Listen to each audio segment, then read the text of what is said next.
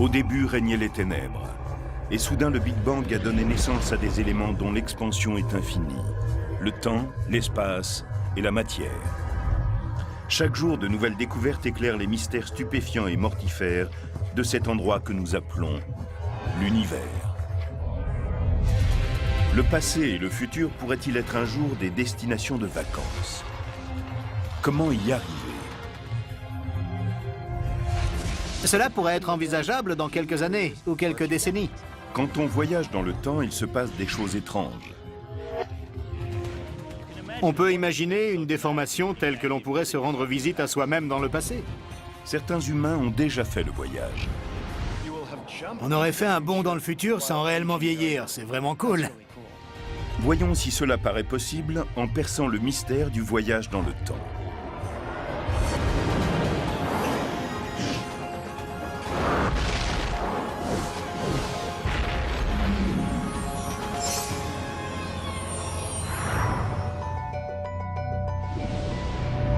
De toutes les énigmes de l'univers, celle du voyage dans le temps est sans doute la plus intrigante. Le temps nous fascine déjà énormément en lui-même. On finit par imaginer des manières de lui jouer des tours, de remonter le temps, de changer certaines choses. Voyager dans le temps signifierait retourner dans le passé ou avancer dans le futur. Mais pour le moment, chacun d'entre nous est bloqué dans le présent.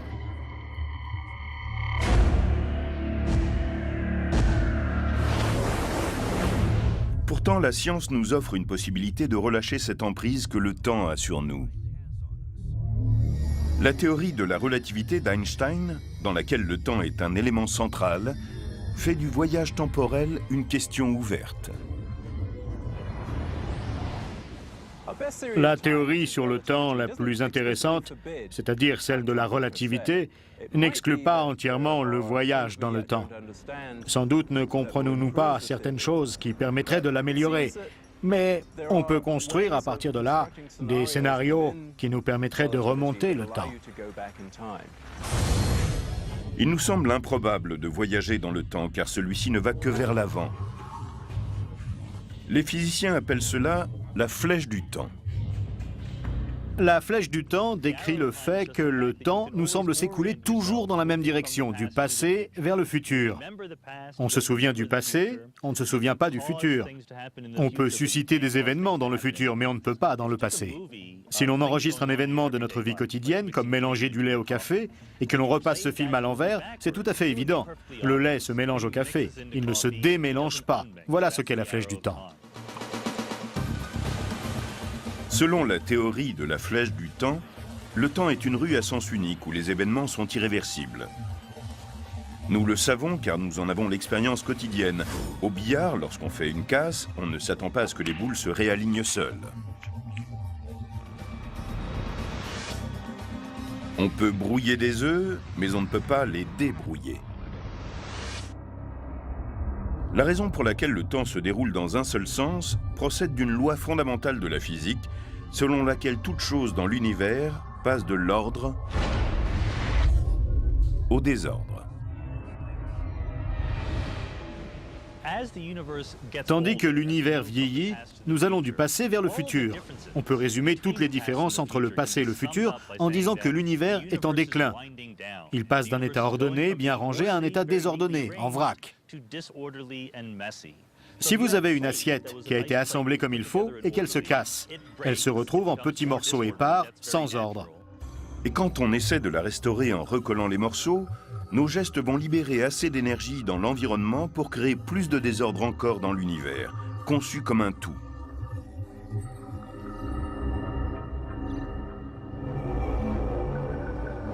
Mais la flèche du temps peut être ployée dans certaines conditions extrêmes.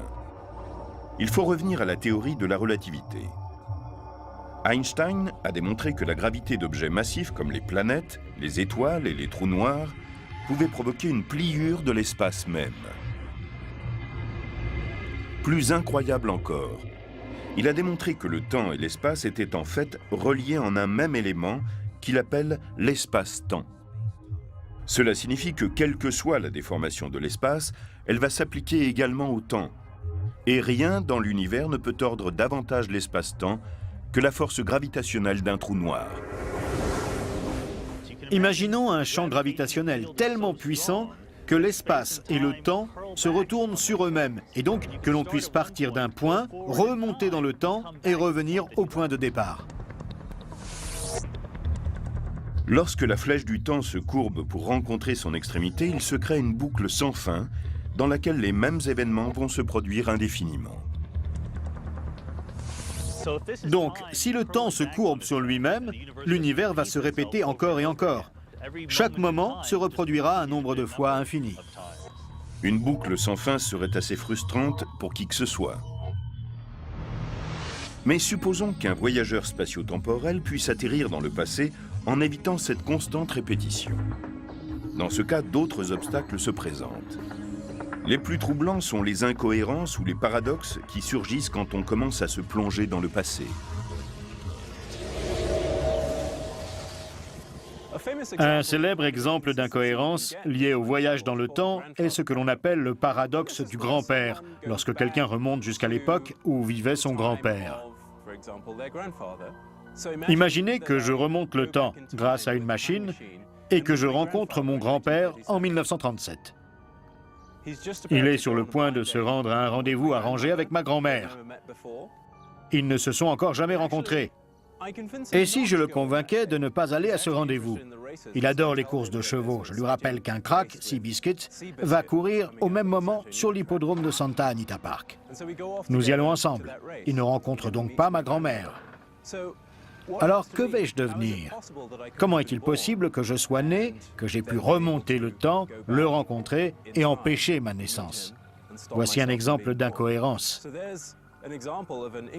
C'est une boucle dans le temps qui est insensée.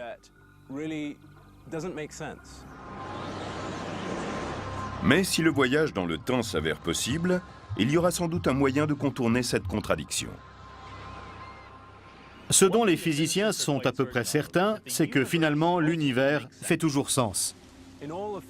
Dans le domaine physique, dans la science en général, la cohérence, l'autocohérence, le sens commun si vous voulez, est un principe fondamental. Les physiciens ont trouvé au moins 3 voies qui permettraient d'éviter les paradoxes du voyage dans le temps. La première est simple. La nature préviendrait ces paradoxes en rendant impossible le voyage dans le temps. En d'autres termes, cela ne pourrait pas arriver. Une autre hypothèse est l'étrange idée d'univers multiples. Une manière de voir le voyage dans le temps, c'est de se dire qu'on entre dans un univers parallèle différent après avoir remonté le temps. Cela n'a donc aucun impact sur l'histoire du monde dont on vient. Ici, tout ce qui peut arriver arrivera, mais en pénétrant dans un univers parallèle. C'est une idée un peu bizarre. La troisième solution à la question du paradoxe, c'est l'idée que si le voyage dans le temps est possible, on ne sera pas en mesure de changer le passé une fois qu'on y sera.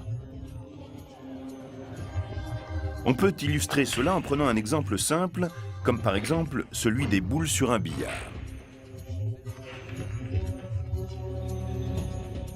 Voyons ce billard comme une machine à remonter le temps. Quand une boule entre dans un des trous, c'est comme si elle voyageait dans un trou de verre. Elle peut donc ressortir par un autre trou avant même d'entrer dans le premier.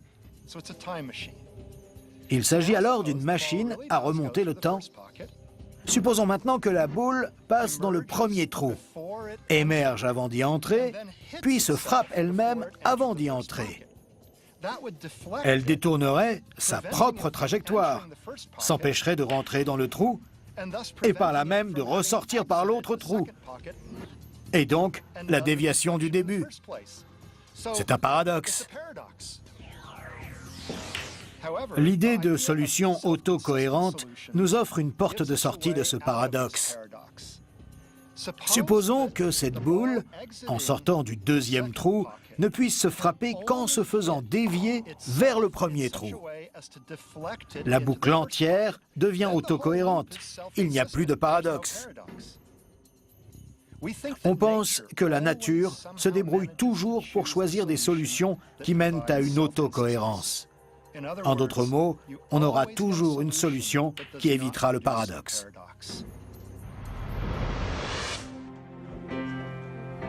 Dans ce cas, si Clifford Johnson pouvait retourner en 1937, il verrait en effet son grand-père. Mais en dépit de ses efforts, rien ne pourrait empêcher son grand-père, d'une manière ou d'une autre, de rencontrer sa grand-mère et permettre ainsi à Clifford de venir au monde. D'une manière ou d'une autre, l'univers l'empêchera de changer l'histoire.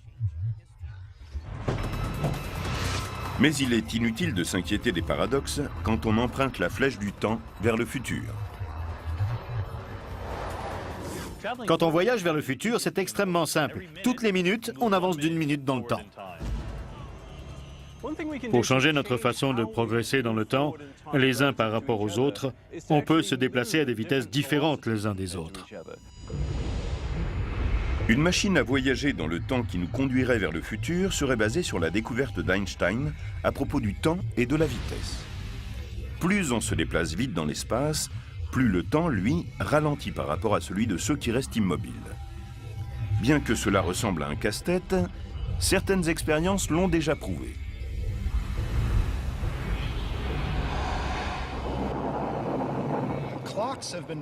On a placé des horloges dans des avions extrêmement rapides et des fusées qui ont parcouru une certaine distance à très grande vitesse. À la fin du vol, quand on a relevé les horloges atomiques, on s'est aperçu qu'elles étaient un peu en retard sur celles qui étaient restées tranquillement à terre. On appelle ce phénomène la dilatation temporelle, et cela peut nous servir pour voyager dans le futur, ce qui a déjà été fait. Le cosmonaute russe Sergueï Krikalev a passé plus de 803 jours en orbite à une vitesse de 30 000 km/h, ce qui fait de lui le champion du voyage dans le temps. C'est difficile à imaginer quand on le regarde.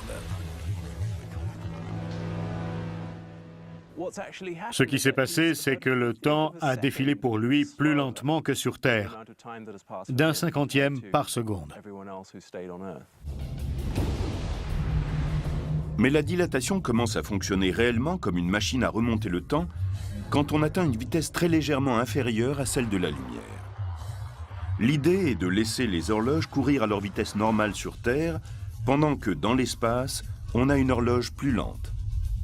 Quand on revient, on est dans le futur. Supposons maintenant que l'on veuille avancer de 5 siècles. Pour avancer de 500 ans dans le futur, on doit se déplacer à une vitesse égale à 99,99% de celle de la lumière pendant 7 ans.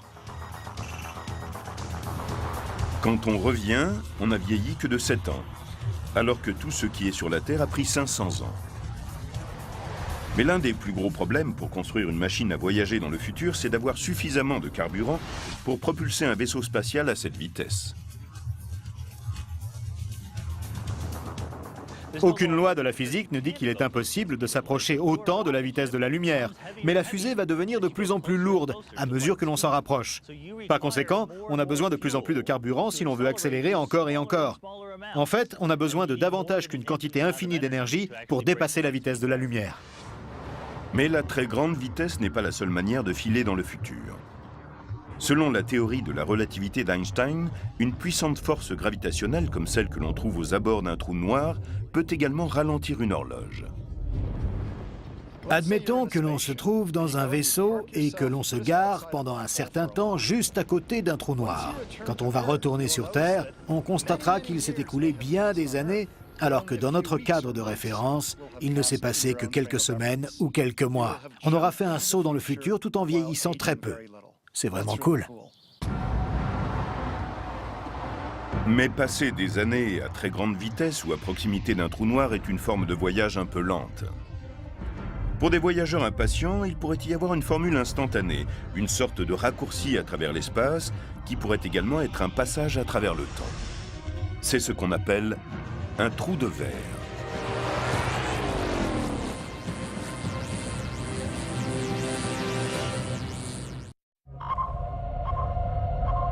Nous avons encore un long chemin à faire avant de maîtriser le voyage dans le temps. Il nous faudra passer par des théories bizarres et des technologies incroyablement complexes avant de fabriquer un jour des vaisseaux pour voyager dans le temps.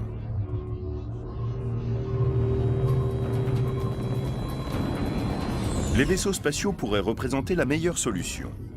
On se lance dans une fusée à très grande vitesse où le temps ralentit alors que le reste du monde continue à avancer. Ce genre d'aventure présente un immense intérêt.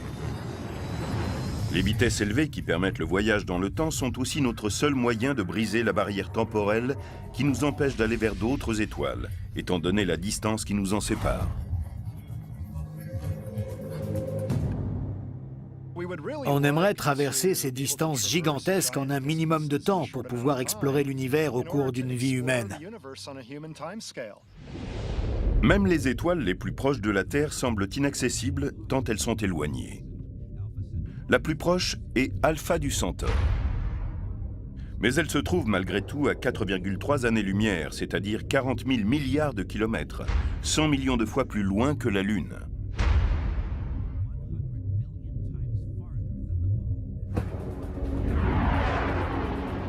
Les fusées les plus rapides dont nous disposions auraient besoin de 80 000 ans pour y parvenir. Il faut donc aller plus vite. Nous allons lancer des missions stellaires à très grande vitesse pour nous rendre dans le futur. Mais ce rêve ne se réalisera pas en un éclair. Pour accomplir un voyage dans le temps, il faut se déplacer très vite, tout en ralentissant notre propre horloge par rapport à celle des autres. C'est comme l'histoire de science-fiction de Rip Van Winkle qui s'endort, et lorsqu'il se réveille, il est dans le futur. Certains pourraient penser que c'est une tricherie. Ce n'est pas le voyage dans le temps auquel nous pensons, pour lequel il s'agirait de passer un portail ou de pousser le levier d'une machine pour se retrouver dans une autre époque. Les physiciens ont accompli un grand travail théorique sur le voyage instantané dans le temps dans les années 80, en aidant Carl Sagan dans l'écriture de son roman Contact. Dans son livre, il imaginait un voyage plus rapide que la lumière qui était possible en empruntant un couloir, le trou de verre. Un trou de verre est un raccourci entre deux parties différentes de l'espace. Elles peuvent être très éloignées ou proches. L'idée est que l'on traverse le trou de verre en entrant par un bout et en ressortant par l'autre.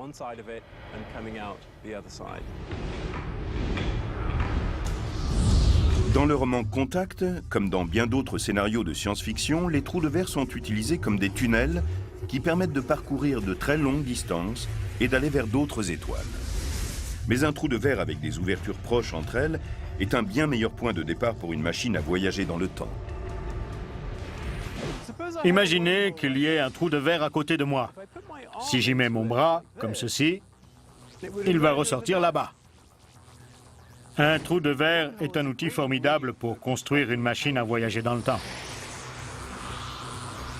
Un trou de verre pour voyager dans le temps utiliserait la même astuce que Rip Van Winkle dans son vaisseau spatial super rapide. La vitesse très élevée ralentit votre horloge, tandis que le reste du monde continue à avancer à son rythme. Cela marche parce que les deux extrémités du trou de verre sont à la même date et à la même heure, quoi qu'il se passe. On peut prendre l'une des extrémités du trou de verre, la mettre dans une fusée par exemple, et l'envoyer dans l'espace à très grande vitesse et la faire revenir. Ce qui se passe, c'est que quand elle revient, elle est dans le futur.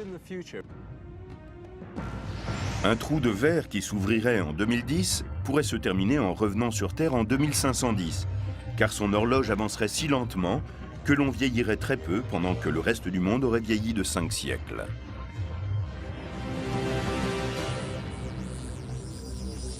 Alors, si je traverse l'extrémité du trou de verre qui est dans le passé, l'extrémité qui n'est pas dans la fusée, je peux sortir par l'autre extrémité et je serai dans le futur.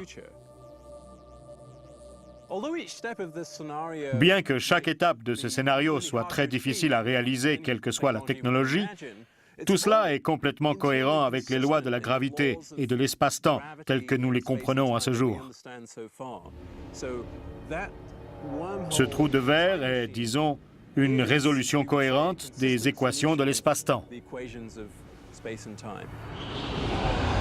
Le trou de verre pourrait également fonctionner dans l'autre sens et permettre théoriquement de voyager depuis le futur vers le passé, d'où l'on est parti.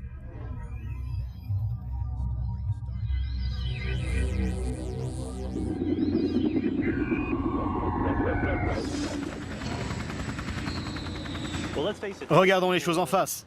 La plupart des gens sont intéressés par l'idée de retourner en arrière, car ils veulent réparer les erreurs du passé. Mais il est déjà possible, en utilisant les lois de la physique, de voir ce à quoi ressemblerait un voyage dans le passé. Nous réfléchissons à des machines à voyager dans le temps, mais nous pourrons peut-être nous déplacer grâce aux trous de verre d'origine naturelle.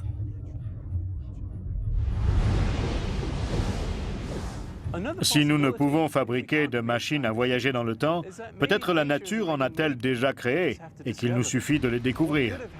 Il se pourrait qu'au tout début de l'univers, la nature de l'espace-temps ait déjà été tordue d'une façon qui se serait, en quelque sorte, immobilisée, en laissant des boucles de temps que nous pourrions utiliser comme des machines à voyager dans le temps. C'est une possibilité intéressante, car nous n'aurions pas besoin de créer des machines.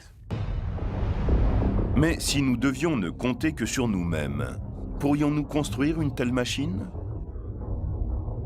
Si théoriquement un trou de verre est la manière d'y arriver, alors que faut-il pour en faire un? Le trou de verre procède d'une idée spéculative. On peut écrire les équations qui le décrivent. A priori, on ne s'attend pas à tomber en astronomie sur l'un d'entre eux, mais on pourrait avoir des surprises.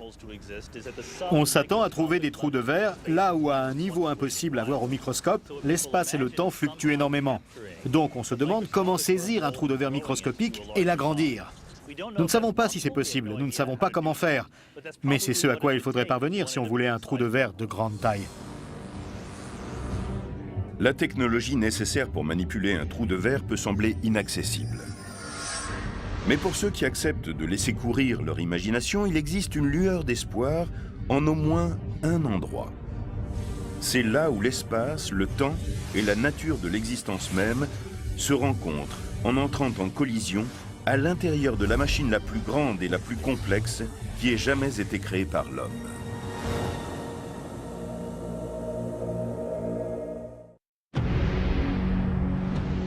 Où l'univers cache-t-il les secrets qui pourraient nous dire comment voyager dans le temps? Cette recherche nous a conduit vers le monde des trous de verre et la possibilité qu'ils offrent de voyager dans le temps. Aujourd'hui, nous sommes à la recherche d'une technologie qui permettrait le voyage dans le temps et dans l'espace, les deux faces d'une même pièce. Si aujourd'hui rien sur Terre ne ressemble à une machine à voyager dans le temps, il existe un outil qui peut nous amener à découvrir des lois physiques qui nous permettraient de savoir si cela est possible ou non. Il explore l'univers, non au niveau du cosmos et des galaxies, mais du point de vue de la physique quantique, qui étudie des particules 1 million de fois plus petites que le plus petit des atomes. Ce nouvel outil qui explore les limites de la physique est le Grand Collisionneur de Hadron. Le Grand Collisionneur de Hadron est l'outil le plus important et le plus compliqué que l'humanité ait jamais créé. Son rôle est de nous permettre d'étudier les limites de la physique des particules. Il accélère des protons dans deux directions autour d'un anneau. Il les accélère presque jusqu'à la vitesse de la lumière, puis les fait entrer en collision. Le collisionneur est devenu opérationnel en novembre 2009. Les spécialistes l'ont alors fait monter en puissance. L'énergie impliquée dans ces collisions a été quasiment décuplée en mars 2010 et elle sera encore doublée après 2013. Les théories actuelles de l'espace, du temps, de la gravité et de la physique quantique sont encore incomplètes.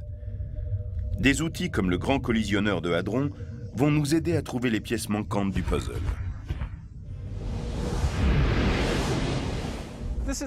Nous espérons que s'il nous manque certaines connaissances physiques pour comprendre la notion d'espace-temps, cet outil nous dira si le voyage dans le temps est possible ou s'il faut réduire certaines de nos espérances.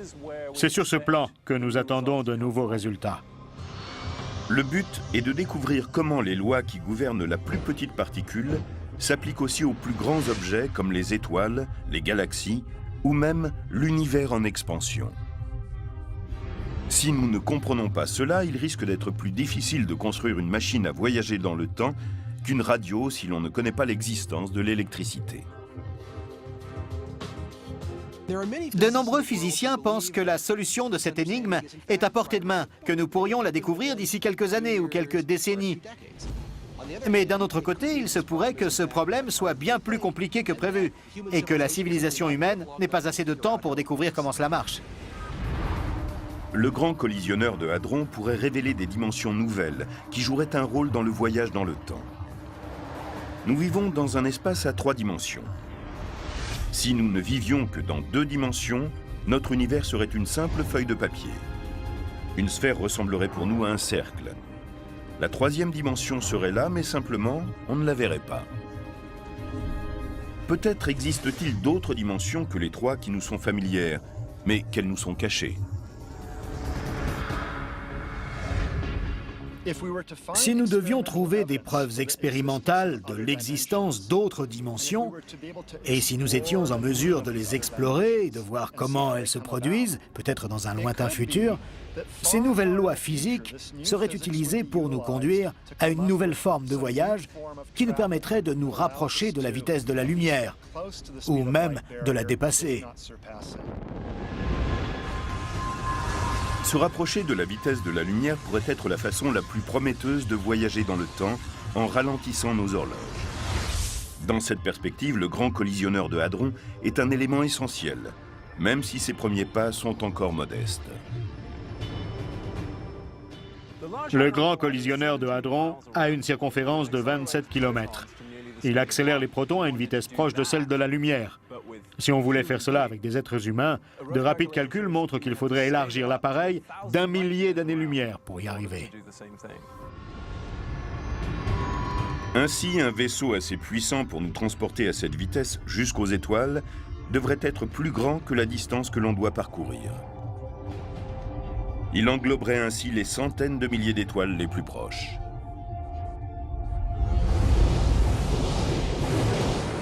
Sur Terre, la physique de la vitesse de la lumière rejoint la culture du surf sur la plage de Malibu, en Californie. Richard Obousy est l'un des rares physiciens à avoir travaillé sur le concept de warp drive, moteur de distorsion plus rapide que la lumière. C'est un système de propulsion impliquant un repli de l'espace sur lui-même. Il dit qu'un warp ship, un vaisseau propulsé par une déformation de l'espace-temps, chevauche une ondulation d'espace pliée, un peu comme un surfeur glisse sur une vague d'eau. Le surfeur qui glisse sur une vague constitue une bonne comparaison. Tout comme la vague derrière lui se soulève et pousse le surfeur sur l'océan, un vaisseau spatial est également poussé et tiré à travers le tissu de l'espace. Cette idée est basée en partie sur le fait que l'espace est en expansion. Si on pouvait l'étirer à volonté, on devrait être capable de propulser un warp ship. On crée une expansion de l'espace derrière le vaisseau et on le contracte devant. La vague d'espace déformée se déplace alors plus vite que la lumière, tandis qu'à l'intérieur de ce qu'on appelle une warp bubble, ou bulle de distorsion, le vaisseau est un passager qui ne viole jamais la loi d'Einstein, qui interdit le dépassement de la vitesse de la lumière. Bien que ce voyage relève pour le moment de la science-fiction, il s'appuie sur certaines lois physiques. En 1994, un physicien mexicain, Miguel Alcubierre, a résolu les formules mathématiques complexes qui les soutiennent. Malheureusement, elles ne nous disent pas comment atteindre notre but. Et bien que la plupart des scientifiques aient de grands doutes, ils ne rejettent pas tous entièrement le moteur de distorsion. Les bulles de distorsion leur semblent impossibles. Mais si des êtres avancés construisaient des trains propulsés par des moteurs de distorsion qui foncent jusqu'aux étoiles et traversent le temps.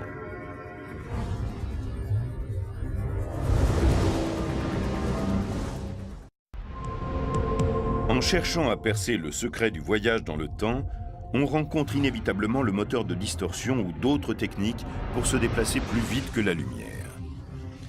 C'est la solution privilégiée quand on rêve d'aller vers les étoiles. Et cela pourrait transformer n'importe quel vaisseau en machine à voyager dans le temps.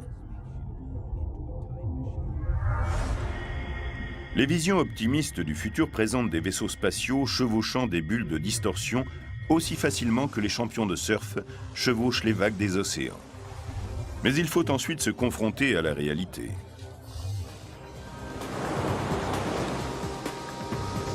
Si le surf nous permet de comprendre comment fonctionne un moteur à distorsion, il est clair quand on observe un surfeur débutant qu'un moteur à distorsion est difficile à réaliser.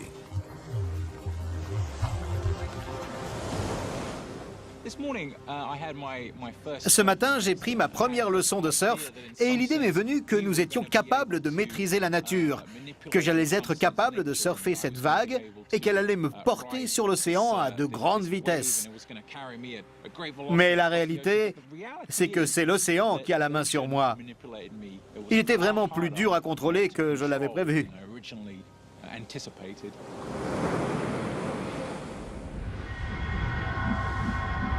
Et le contrôle est un vrai problème, car la science dit qu'un vaisseau à distorsion ne peut produire son propre champ de distorsion. L'un des problèmes régulièrement cités dans le cas du moteur à distorsion, c'est que le vaisseau pourrait être déconnecté par hasard de la bulle. C'est-à-dire qu'il pourrait ne plus trouver le moyen de communiquer avec la bulle et ne plus pouvoir en sortir. Mais que se passerait-il si le vaisseau n'avait pas à se soucier d'entrer ou de sortir de la bulle ? On pourrait imaginer qu'une civilisation avancée, ayant découvert de nouvelles lois physiques, disposerait d'une sorte de couloir ou d'escalier à distorsion. On déposerait un vaisseau dans le tube de distorsion préalablement apprêté et il pourrait surfer sur une vague jusqu'au bout. Ce serait comme un TGV qui filerait vers les étoiles. Ces wagons pourraient transporter les voyageurs plus vite que la lumière, mais celui qui l'inventerait aurait besoin de milliers d'années pour le construire et utiliserait plus d'énergie que tout ce qu'on peut imaginer.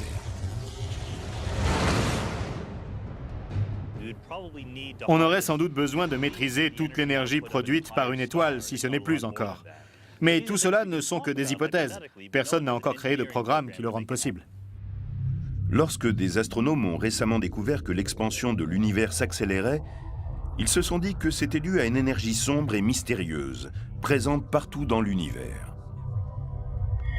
Quelques-uns ont suggéré que cette énergie sombre pouvait être maîtrisée et alimenter des vaisseaux spatiaux ou des machines à voyager dans le temps.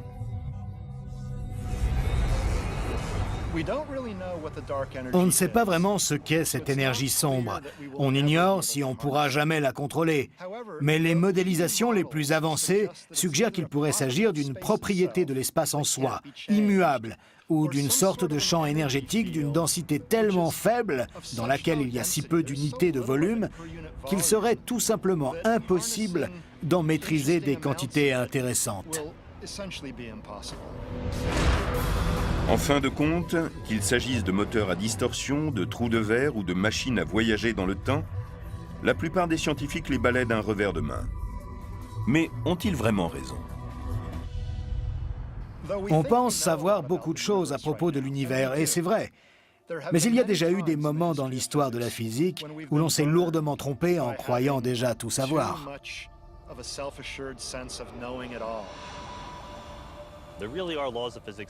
Il y a des lois de la physique qu'on ne peut violer, mais il y a aussi la technologie. On se dit que c'est trop dur, qu'on n'y arrivera jamais. Mais lorsque les scientifiques disent cela, ils ont presque toujours tort. Il est beaucoup plus sûr de dire « Voilà ce que les lois de la physique nous permettent d'imaginer faire, espérons qu'un jour nous aurons inventé des technologies qui le rendront possible. » Comme on l'a vu, nous pourrions être confrontés très prochainement à ce futur, étant donné que des astronomes recherchent des planètes tournant autour d'étoiles en dehors du système solaire. Le système stellaire le plus proche de la Terre est un système d'étoiles binaires. Est-ce un bon endroit pour rechercher des planètes? C'est justement ce que Nicole d'Oklahoma City, en Oklahoma, nous a demandé. Elle écrit « Peut-il y avoir des planètes dans un système d'étoiles binaires? Nicole, c'est une excellente question. Il s'avère que dans un système binaire, une planète peut tourner aussi bien près de l'une des deux étoiles qu'autour des deux, mais dans ce cas, de plus loin. En revanche, elle ne peut orbiter parmi elles. Elle ne peut par exemple former un 8. Cette trajectoire est instable et la planète serait rapidement éjectée. On est peut-être sur le point de découvrir une planète de la taille de la Terre autour de l'une des deux étoiles du système d'Alpha du Centaure, le voisin le plus proche du Soleil. Ce serait une excellente raison d'explorer le domaine des voyages spatiaux à très grande vitesse et du voyage dans le temps.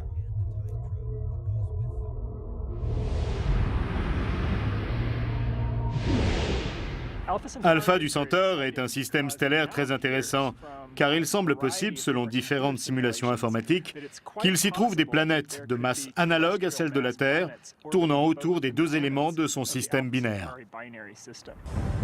Alpha du Centaure A et B sont tellement éloignés que lorsqu'on les voit de la Terre, on dirait deux étoiles distinctes. Mais il s'agit en réalité d'un système binaire. Il y a un troisième élément dans Alpha du Centaure, c'est Proxima du Centaure, une naine rouge liée de façon assez lâche aux deux étoiles principales. Depuis une planète d'Alpha du Centaure A ou B, on ne peut voir Proxima dans le ciel nocturne, tant elle est pâle. Alpha du Centaure A et B tournent l'une autour de l'autre. À leur point le plus proche, elles sont encore environ 20% plus éloignées que Saturne l'est du Soleil. Au plus loin, elles sont environ 20% plus éloignées que Neptune du Soleil. Chacune possède autour d'elle une zone habitable, semblable à celle du Soleil. Il pourrait s'y trouver des planètes susceptibles d'abriter des formes de vie, ce qui est le rêve de tout astronome.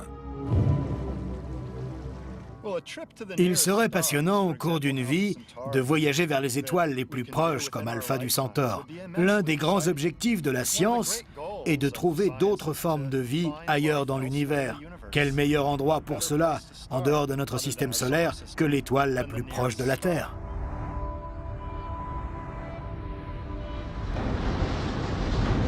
Mais aujourd'hui, le voyage dans l'espace devient un voyage dans le temps, car nous avons pour objectif une mission qui serait possible, selon les lois de la physique que nous connaissons. Cette mission pourrait parcourir dans l'espace plus de 4 années-lumière en seulement 45 jours.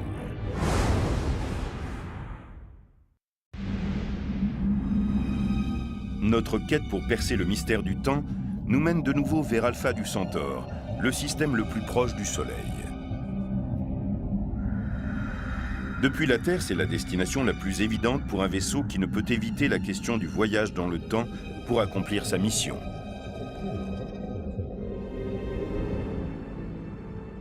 Nous n'avons aucune idée du type de technologie qui pourrait nous emmener vers Alpha du Centaure et nous ramener sur Terre. On peut aussi être optimiste et dire qu'il suffit de se déplacer à 99,99% de la vitesse de la lumière sur le trajet aller comme retour. Le vaisseau semble étonnamment petit pour effectuer un si long voyage. Comment peut-il contenir tout ce dont a besoin un équipage sur une telle durée? C'est que ce n'est pas seulement un vaisseau, mais aussi une machine à voyager dans le temps. Il faudrait environ 8,6 années car Alpha du Centaure est à 4,3 années-lumière d'ici. Mais pour les habitants du vaisseau, cela prendrait moins de 2 mois, 45 jours, car ils voyageraient à une vitesse proche de celle de la lumière. Les astronautes devraient aussi surmonter le problème de l'accélération, mortel lorsqu'on atteint la vitesse de la lumière. Car si l'on accélérait plus doucement, on rallongerait d'autant la durée du voyage. Alpha du Centaure serait la destination privilégiée pour des habitants de la Terre qui voudraient se lancer dans un voyage stellaire. Ce n'est pas par hasard si James Cameron l'a choisi pour représenter sa lune de fiction, Pandora, dans le film Avatar.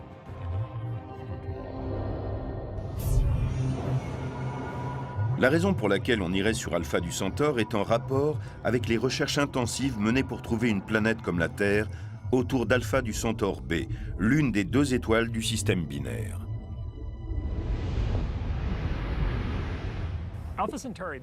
Alpha du Centaure B s'est révélé être l'étoile idéale autour de laquelle on pourrait trouver des planètes de faible masse comme la Terre. Mais ce type de recherche nécessite beaucoup d'efforts.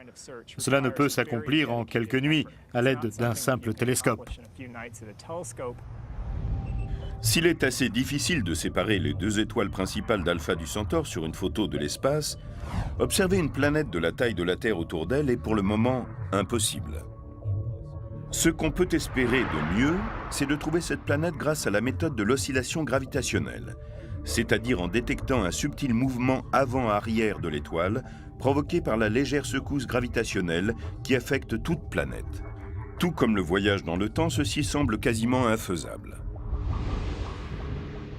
L'oscillation gravitationnelle que nous devons détecter est incroyablement faible.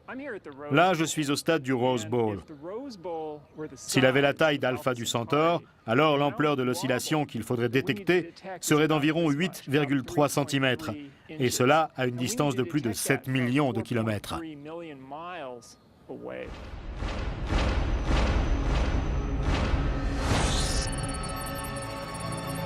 Alpha du Centaure B est légèrement plus petite que A. C'est autour d'elle que se concentrent les recherches, parce qu'une étoile plus petite montrera un mouvement plus ample, plus facile à détecter. On devrait avoir une réponse dans 3 à 5 ans.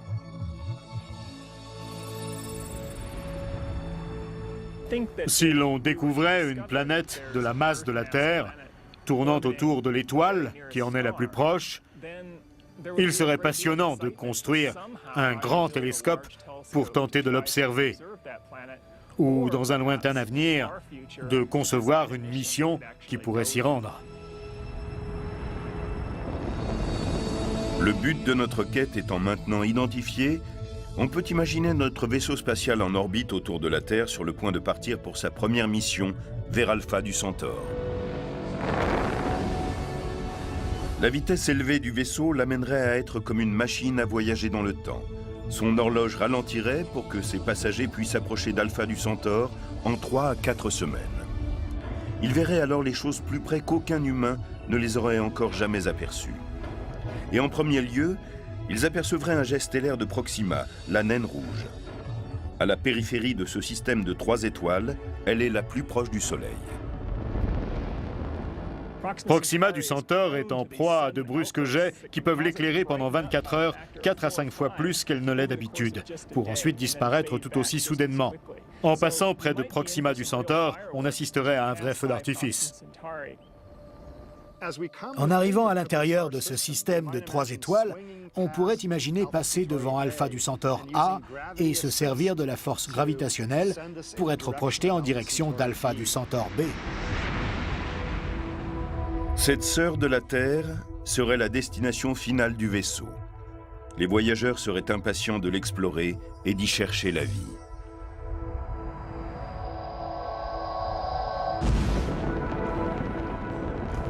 Le voyage n'aura duré que quelques mois pour les voyageurs, mais la vitesse extrême aura tellement ralenti leurs horloges qu'à leur retour, il se sera écoulé sur Terre près d'1 décennie.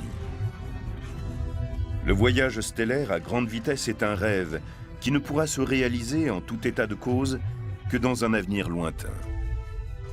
Sur notre planète, où la technologie évolue si rapidement, un laps de temps de 8 ou 10 ans pourrait avoir des conséquences dramatiques.